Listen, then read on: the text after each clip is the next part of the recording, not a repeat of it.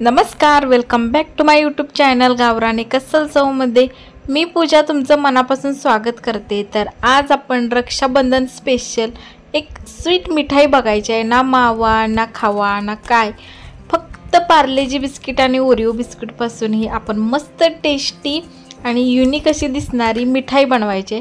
त्याच्या आधी साखर वाटून घ्यायची, मिक्सरमध्ये पावडर करून घ्यायची, ती एका वाटीत काढून घेतली। नंतर मी बघा पार्लेजी बिस्किट आहेत की नाही त्याचा पुडा फोडला आणि मिक्सरमध्ये टाकले। एका बिस्किटाचे दोन भाग होतील असं नुसतं हाताने मुरडायचं आहे आणि त्याच्यामध्ये टाकायचं आहे। आणि नंतर ओरिओ बिस्किट पण मी 4 ह्याच्यामध्ये टाकलेत बघा, जास्त पण हे सगळंच आपल्याला करून घ्यायचं आहे, पण मिक्सरच्या भांड्यामध्ये मला थोडं थोडं बसतंय म्हणून मी थोडं थोडं करून घेतलंय। 2 बॅचेसमध्ये बारीक करून घेतल्या, म्हणजे अशी पावडर तयार करून घ्यायची। बघू शकता अशा पद्धतीची मी पावडर तयार करून घेतलेली। मग आता ह्यामध्ये आपल्याला काय टाकायचं आहे, मी बटर मेल्ट करून घेतले, थोडंसं 1-1.5 चमचा मी बटर टाकून घेतले। आता ह्याच्यामध्ये फ्लेवर तर चॉकलेटचा लागणार की नाही आपल्याला, मग काय करायचं सांगते। थोडंसं दूध घ्यायचं आणि चॉकलेट फ्लेवर ह्यामध्ये इसेन्स किंवा इमल्शन काय असेल तुमच्याकडे, किंवा चॉकलेट कलर असला तरी पण तुम्ही टाकू शकताय। तर मी चॉकलेट फ्लेवर येण्यासाठी मस्त असं चॉकलेटचं इसेन्स 2-4 टेम टाकलेलं आहे। नंतर हे चांगलं मळून घ्यायचं। आपण पिठाचा गोळा कसा मऊ मळून घेतो की नाही, तसंच थोडंसं दूध वापरून असं मऊ मळून घ्यायचं आहे। आता घ्यायचा आहे खोबऱ्याचा खीस। खोबऱ्याचा खीस मी एक अर्धी वाटीला पण कमी असा घेतलेला आहे।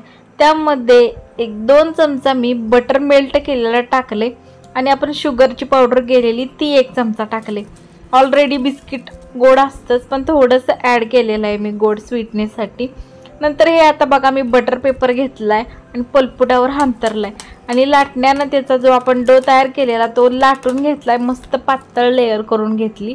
आणि ह्यामध्ये आपण बटर आणि खोबऱ्याच्या खीसचं आणि साखर पावडरचं जे मिश्रण केलेलं होतं ते असं पसरवून घ्यायचं आहे व्यवस्थित।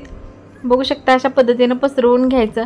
नंतर काय करायचं सांगते बघा, असा रोल तयार करायचा आपल्याला, म्हणजे बटर पेपर आपल्याला सहज काढता येईल असा रोल तयार करून घ्यायचा। तर व्हिडिओ दाखवल्याप्रमाणे तुम्ही करू शकताय बरं का। आणि हे एक आपल्याला अर्धा ते पाऊण तास फ्रीजमध्ये ठेवून द्यायचं आहे, म्हणजे चांगलं सेट होईल, आपल्याला कट पण चांगलं मस्त असं करता येईल।